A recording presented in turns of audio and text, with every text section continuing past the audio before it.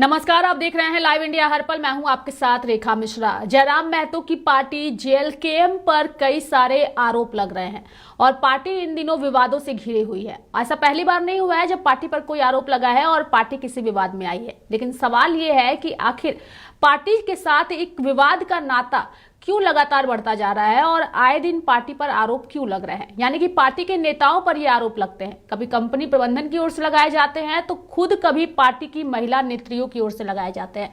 हालांकि कुछ दिनों पहले ही रजनी रवानी ने पार्टी के दो नेताओं पर आरोप लगाया था। उस पूरे मामले को लेकर के जेएलकेएम की ओर से उन दोनों नेताओं को पार्टी से निष्कासित भी कर दिया गया है। लेकिन आज हम चर्चा उस पर नहीं करेंगे, बल्कि चर्चा हमारे इस चीज पर होगी कि पार्टी के साथ ये जो विवाद एक लगातार बढ़ता जा रहा है, आखिर इसकी वजह क्या है। हमारे साथ ज्यादा जानकारी के लिए पार्टी के प्रवक्ता विजय कुमार सिंह जुड़ चुके हैं। विजय जी, स्वागत है आपका हमारे इस कार्यक्रम में। चूंकि इस कार्यक्रम को करने का मकसद यही है कि जेएलकेएम की लोकप्रियता जैसे जैसे बढ़ रही है, विवाद भी साथ में बढ़ता जा रहा है।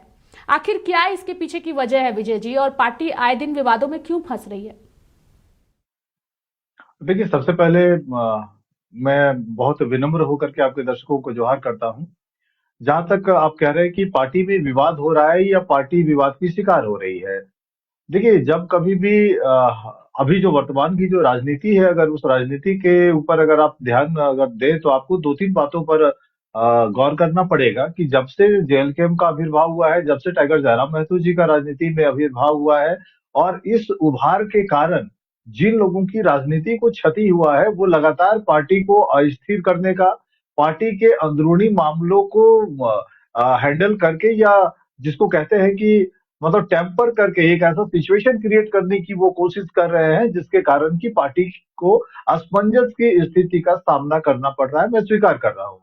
लेकिन ये जो बात आप कह रहे हैं कि विवाद वाली जो बात है, तो राजनीति है। राजनीति में कहाँ क्या षड्यंत्र हो रहा है, कहाँ लोगों को फंसाया जा रहा है, कहाँ किस चीज को मतलब डिरेल करने की कोशिश की जा रही है, इस पे व्यापक नजर रखने की जरूरत होती है। हम लोग भरसक कोशिश कर रहे हैं चीजों को कंट्रोल करने का, बट कहीं ना कहीं हमको लग रहा है कि चीजों को बाहरी शक्तियां, दूसरे दलों के लोग, दूसरे नेता जो है वो हैंडल कर रहे हैं अपने तौर तरीकों से।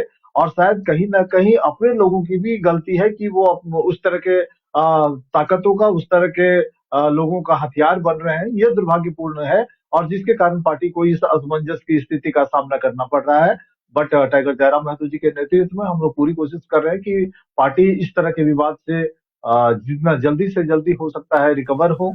अगर आप उस पर्टिकुलर केस के मामले में या उस विवाद के मामले में जानना चाह रही हैं, तो दो लाइन में मैं बता देता हूं कि पार्टी के 3 पदाधिकारियों को निष्क्रिय कर पार्टी के केंद्रीय अध्यक्ष ने एक राजनीतिक नैतिकता की बड़ी लकीर खींची है, एक बड़ा उदाहरण पेश किया है।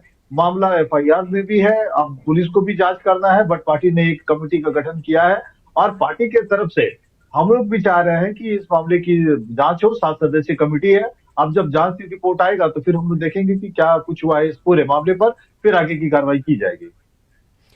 विजय जी, जैसा कि आपने बताया कि ये पूरी साजिश जो है वो जेएलकेएम के लिए की जा रही है। राजनीतिक पार्टियों का हालांकि आपने नाम नहीं लिया, लेकिन आपने जिक्र किया। लेकिन अभी तक जो भी विवाद सामने आया है, ज्यादातर विवाद जो है वो पार्टी के नेता की ओर से ही किए जा रहे हैं। अभी जैसे रजनी रवानी का भी आपने जिक्र किया, वो जेएलकेएम की ही नेत्री है। यानी कि पार्टी के अंदर ही नेता जो है अपनी ही पार्टी के खिलाफ ये सारे षड्यंत्र कर रहे हैं, जो अभी तक सभी को प्राप्त हो रहे हैं। इससे पहले भी जो मामले आए हैं पार्टी के नेताओं की ओर से ही किए गए हैं, यानी कि पार्टी के नेताओं ने ही पार्टी के साथ धोखेधड़ी की है। तो क्या वजह है, आखिर पार्टी के नेता ही पार्टी के खिलाफ षड्यंत्र क्यों कर रहे हैं? चूंकि अभी तक अन्य पार्टियों या किसी अन्य दल का नाम नहीं है, पार्टी के अंदर के नेताओं की ओर से ही ये सारी चीजें की जा रही है। नहीं, ठीक है, पार्टी के लोग सूत्रधार जरूर बने हैं, लेकिन बाहरी शक्तियों से वो हैंडल हो रहे हैं या अपनी मूर्खता के कारण इस तरह की चीजों में फंस रहे हैं। मैं बहुत क्लियर ये बात कह रहा हूं कि जिस तरह से धरना प्रदर्शन हो रहा था उसको कंटिन्यू करते हुए, या जो कुछ भी हुआ है, रैंडम चिट्ठी आ गई, बहुत सारी बातें हुई हैं उस पूरे मामले पर। जब जांच कमेटी बनी है, अब तो कड़ी दर कड़ी जुड़ेगी कि भाई कैसे क्या कुछ हुआ है उस पूरे मामले पर, और क्यों ये हालात पैदा हुआ है कि पार्टी के जो महिला मोर्चा की जो महासचिव है, उन्होंने एक मामला दर्ज कराया। 2 दिन तक लोगों के बीच में बातचीत हुई है, बट चीजों को हैंडल करने में लोग नाकामयाब रहे हैं। ये परिस्थिति पैदा हुआ है। तो मेरा कहने का मतलब साफ है कि जिस तरह की परिस्थिति बनी है वहां पर, हम लोग काउंटर करने की कोशिश कर रहे हैं, बट कुछ लोग निश्चित तौर पर जिसको कहते हैं कि उंगली बचाने के चक्कर में लोगों ने बेवकूफी किया है और गर्दन कट गया है आज। तो जो कंप्लेन था वो कंप्लेन तक ही रहता, चीजों को न्यूट्रलाइज करने की कोशिश की होनी चाहिए थी। हमको लग रहा है कि पूरे मामले को कहीं ना कहीं थोड़ा सा मिसहैंडलिंग हुआ है और रजनी रवानी जी को बाहरी ताकतों ने हैंडल करना शुरू किया है। यही कारण है कि अब साजिश यहाँ तक पहुंची है कि एफआईआर के जरिए अब पार्टी के दो बड़े चेहरों को, कुल 3 लोगों को डैमेज करने का प्रयास किया जा रहा है। हालांकि इस पूरे मामले पर जांच कमेटी को भी काम करना है। तो देखिए, जो होना था ये पूरे मामले पर अब हो चुका है, तो हम लोग इसको काउंटर करने के लिए, हम लोग इसको क्रैकडाउन करने के लिए कोशिश कर रहे हैं। केंद्रीय अध्यक्ष ने जांच कमेटी बनाई है जयराम महतो जी ने, तो उस जांच कमेटी के रिपोर्ट का भी इंतजार करना चाहिए। 1 सप्ताह का समय कमेटी को दिया गया है और उसके बाद जो लीगल प्रोसीडिंग है उसमें पार्टी का कोई रोल नहीं है। हालांकि पार्टी ने साफ कर दिया है, हम लोग बार बार ये कह रहे हैं कि जो लोग इस पूरे मामले पर इन्वॉल्व है, विलिंगली या अनविलिंगली, उनसे लापरवाही हुई है या क्या कुछ हुआ है या पूरी तरह से निर्दोष है, कैसे कुछ है, ये पुलिस के भी लिए भी जांच का विषय है। उनको भी जांच करना है कि लोगों का दोष है या नहीं है। तो फिर देखेंगे कैसे क्या करना है, नहीं करना है।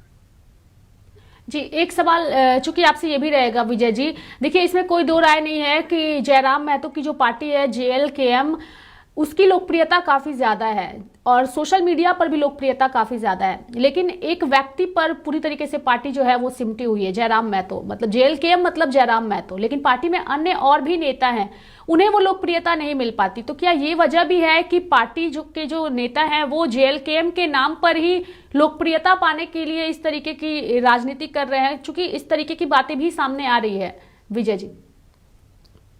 देखिए, मैंने भी 22 साल पत्रकारिता की है और इस तरह के मामलों को मैंने देखा है। हम ये मान करके चलते थे जब पत्रकार के रूप में काम करते थे कि कोई भी व्यक्ति संगठन से बड़ा नहीं होता है।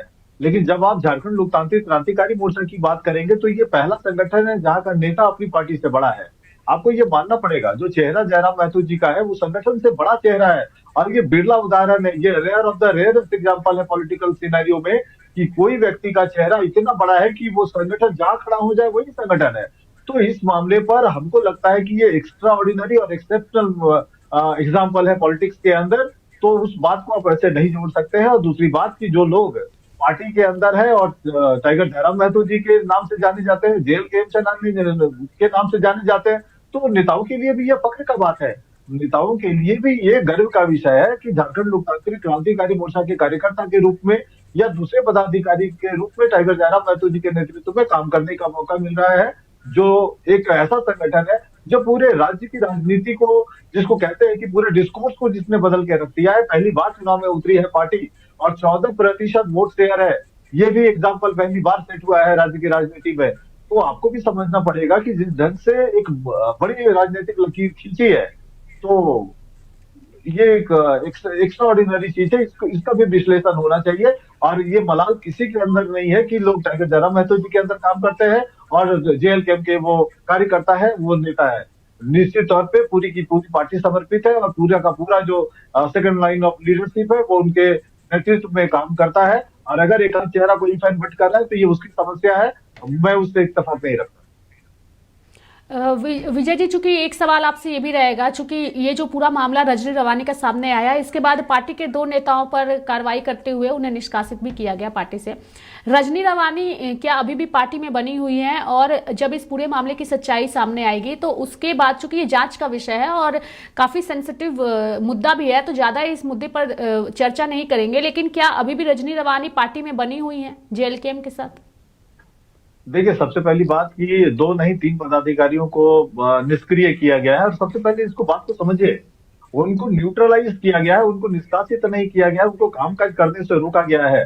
उनको न्यूट्रल कर दिया गया है। और न्यूट्रल का डेफिनेशन को आप पहले समझिए कि वो किसी भी जो कार्यक्रम है पार्टी का उसमें वो एक्टिव नहीं होंगे, वो पार्ट नहीं लेंगे तब तक जब तक कि उनको क्लीन चिट नहीं मिल जाता है या जब तक इस पूरे मामले पर कोई अंतिम फैसला नहीं हो जाता है। इसलिए 2 नहीं 3 लोगों के ऊपर कार्रवाई हुई है। और क्या कार्रवाई हुई है मैंने आपको स्पष्ट कर दिया। दूसरा सवाल जो आपका है रजनी रवानी जी के इस्तीफे को लेकर, बिल्कुल ये रजनी रवानी जी का जो इस्तीफा है वो पार्टी को मिला है, बट पार्टी ने स्वीकार नहीं किया है। इसका मतलब है कि वो भी अपने पद पर बनी हुई है। लेकिन इन सभी लोगों का जो भविष्य है, सुशील मंडल, फरजान खान, वो ये जो एक और मोहम्मद जी है और साथ में जो आपके रनी रवानी जी है, इन सभी लोगों का राजनीतिक भविष्य जो है वो 7 सदस्यीय जो कमेटी बनाई गई है उनके रिपोर्ट पे डिपेंड करता है। जब उनकी रिपोर्ट आएगी 1 सप्ताह के बाद, फिर पार्टी के जो लोग हैं, जो केंद्रीय अध्यक्ष है, वो फिर देखेंगे कि इन लोगों के साथ क्या करना है। अगर वो दोषी पाए जाएंगे तो इनको पार्टी से निष्कासित किया जाएगा, और अगर ये बेदाग रहेंगे, अगर ये निष्कलंक है, अगर ये निर्दोष है, तो इनकी समान संगठन में वापसी होगी, ये फिर से कामकाज करेंगे। विजय जी, एक ऑडियो भी काफी ज्यादा इस बीच वायरल हुआ है जो रजनी रवानी और जयराम महतो के बीच का है। हालांकि उस ऑडियो की पुष्टि हम नहीं करते हैं, लेकिन आपसे जानना चाहेंगे उस ऑडियो की सच्चाई, क्योंकि उस ऑडियो में जयराम महतो रजनी रवानी से बातचीत कर रहे हैं और ये कह भी रहे हैं कि आखिर उनकी पार्टी के नेताओं पर ऐसा आरोप उनकी ओर से क्यों लगाया गया है। उस वायरल ऑडियो को लेकर आप क्या कहिएगा विजय जी? देखिए, जिस तरह से आप उस ऑडियो की पुष्टि नहीं कर रहे हैं, मैं भी उस ऑडियो की पुष्टि नहीं करता हूं। लेकिन अगर इस तरह की बात हुई है, मैंने वो ऑडियो सुना है, तो मैं ये कहना चाहता हूं कि कोई भी पार्टी का केंद्रीय अध्यक्ष अगर अपने पार्टी के पदाधिकारी के साथ अगर बात करता है, तो उस बातचीत को रिकॉर्ड करके वायरल करने की नैतिकता कहां से आ गई? जी अपने केंद्रीय अध्यक्ष के साथ हुए बातचीत को किन परिस्थितियों में रिकॉर्ड किया गया, किन परिस्थितियों में उसको वायरल किया गया, इस बात की भी जांच होनी चाहिए। संबंधित जितने भी लोग हैं, जिन लोगों ने इस तरह का काम किया है, उनके खिलाफ भी कार्रवाई होनी चाहिए, समुचित जांच होनी चाहिए। बिल्कुल, इसलिए हमने कहा विजय जी, शुरुआत में ही हमने एक सवाल किया कि बाहरी लोग नहीं, पार्टी के अंदर के लोग ही। अब जैसे रजनी रवानी और उनके बीच वो बातचीत हुई है, हालांकि उस ऑडियो की पुष्टि हम फिर से कह रहे हैं कि हम नहीं रेखा करते, जी, लेकिन सवाल यही है कि आखिर वायरल किसकी तरफ से किया गया? क्या रजनी रवानी की ओर से रेखा किया गया, जी, चूंकि बातचीत उनके बीच है? नहीं, वही मैं कह रहा हूँ कि ये व्यापक जांच का विषय है कि वो बातचीत कैसे लीक हुआ है और कैसे सोशल मीडिया पर वायरल है। मैं एक बात स्पष्ट कर देता हूँ कि जब से ये प्रकरण शुरू हुआ है, कई लोगों ने अनुशासनहीनता दिखाई है। मैं आपके माध्यम से भी कहना चाहता हूँ कि जो लोग अनुशासनहीनता दिखा रहे हैं, वो पार्टी प्रोटोकॉल का उल्लंघन कर रहे हैं। ऐसे सभी लोगों के खिलाफ अनुशासनात्मक कार्रवाई होनी चाहिए। और जो लोग भी कैजुअल पॉलिटिक्स कर रहे हैं, वो निश्चित तौर पर आत्मघाती राजनीति कर रहे हैं। ऐसे लोगों को राजनीति में बने रहने का कोई अधिकार नहीं है। संगठन की तरफ से हम लोग भी कोशिश करेंगे कि ऐसे लोगों को चिन्हित करें और इनके ऊपर समुचित कार्रवाई हो। अनुशासनहीनता संगठन को बर्दाश्त नहीं है, संगठन को मंजूर नहीं।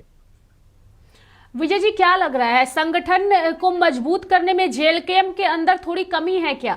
क्योंकि अगर संगठन के नेताओं में एकजुटता नहीं होगी तो पार्टी आगे जनता के लिए काम कैसे करेगी? जनता के लिए काम जयराम महतो कर रहे हैं, जनता के बीच है, लेकिन पार्टी के अंदरूनी कलह को वो शांत नहीं कर पा रहे हैं, अंदरूनी जो भी वाद विवाद है उसे मजबूत नहीं कर पा रहे हैं, संगठन मजबूत नजर नहीं आ रहा है जेएलकेएम का। कैसे होगा जनता का भला? निश्चित तौर पे जो सवाल आपने उठाया है, ये गंभीर चिंता का विषय है।